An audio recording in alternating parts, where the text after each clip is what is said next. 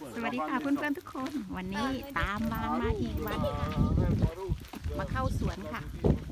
สวนที่บ้านลุงนะคะที่ติดกับบ้านเขาบอกว่าว่านวันนี้เธอจะถ่ายวิดีโออะไรมาสวนฉันก็เลยตามมาค่ะพาเพื่อนๆทุกคน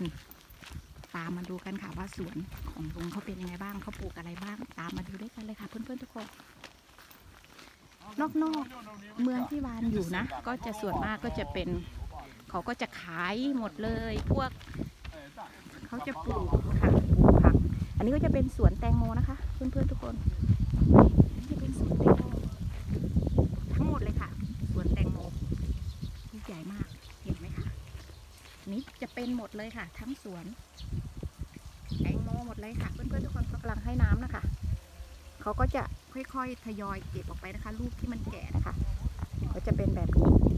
มาดูกันค่ะอันนี้ก็คือต้นมะเดื่อนะคะมะเดื่ออิตาลีเห็นไหมเยอะมากๆต้นใหญ่มากเลยค่ะเขาจะปลูกตามรั้วไว้นะคะไว้เก็บกินเก็บทานนะคะจะเป็นแบบนี้เยอะมาก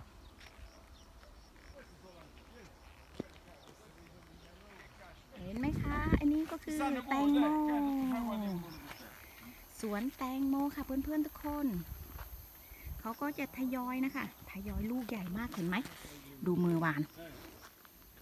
ดูลูกใหญ่มากๆเลยค่ะเขาจะทยอยเก็บออกไปขายนะคะ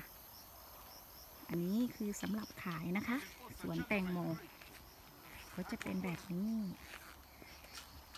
แตงโมที่นี่ลูกใหญ่มากๆหวานมากๆเลยค่ะถ้าหน้าร้อน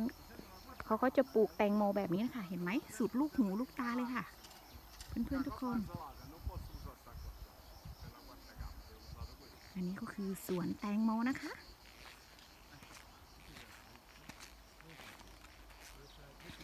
เขาก็เก็บไปแล้วนะคะรอบหนึ่งเห็นไหมลูกหนึ่งก็9 ยูโรนะคะที่นี่แตงโมเห็นไหมลูกใหญ่มากๆอันนี้มันแตกเขาก็ไม่เก็บเอานะคะก็มีส่วนที่แตกไปแล้วด้วยนะคะ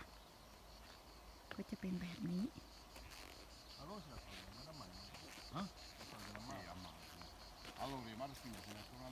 ดูค่ะเพื่อนๆทุกคนแตงโมอิตาลีลูกใหญ่มากๆเลยค่ะ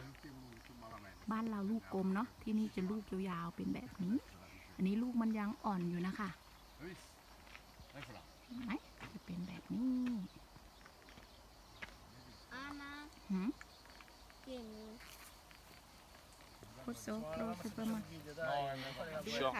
È verde,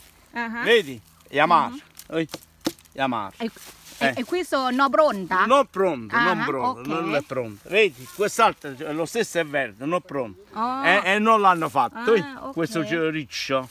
Questo sempre sul riccio qua. ยังหนุ่มอยู่นะคะยังทานไม่ได้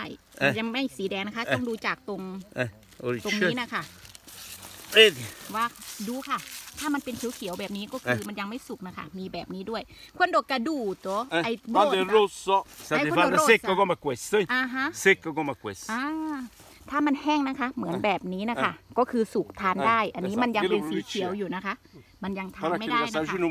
เวลาเขาเลือกเก็บแตงโมเขาจะเลือกแบบนี้นะคะลุงเขาบอกดูค่ะดู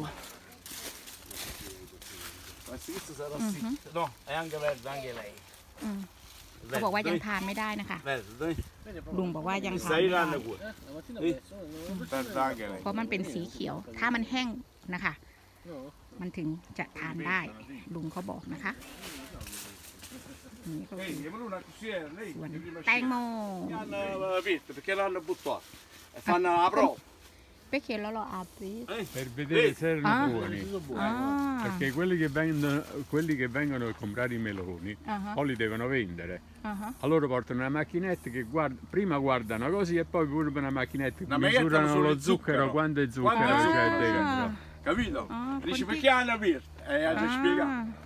Adesso hanno fatto un canto dentro, fuori sanno mangiato pure. Hanno assaggiato, un po' di fuori l'hanno trovato il zucchero. เครื่องเช็คนะคะว่าแตงโมสุกหรือไม่สุกนะคะเขาก็มีผ่าดูด้วยว่าความหวานเท่าไหร่นะคะ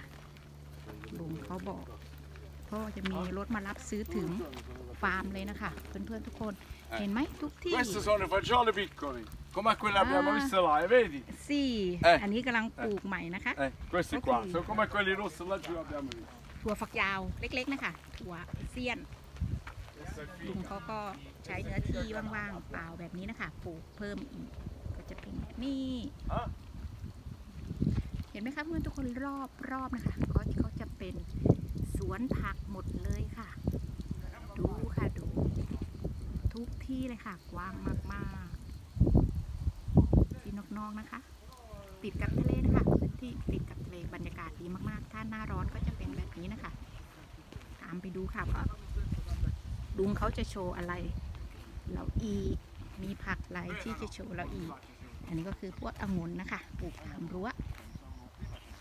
เดี๋ยวเขาก็จะเอาไปดัดแปลงนะคะเป็นเบียร์เป็นไวน์นะคะไวน์ขาวไวน์ขาวไวน์ดำไว้ดื่มเองนะคะมีเครื่องของเขาเอง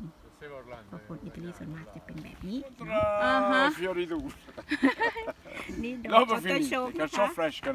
nel mese di marzo. No, poi ci fa อัน vedere. นี้ดอกออโตโชกนะคะก็คือเหลือแค่ดอกเดียว Ma ลุงเขาบอก questo è il cane. Ma questo è tutto fuori fiorito. ตัวนี้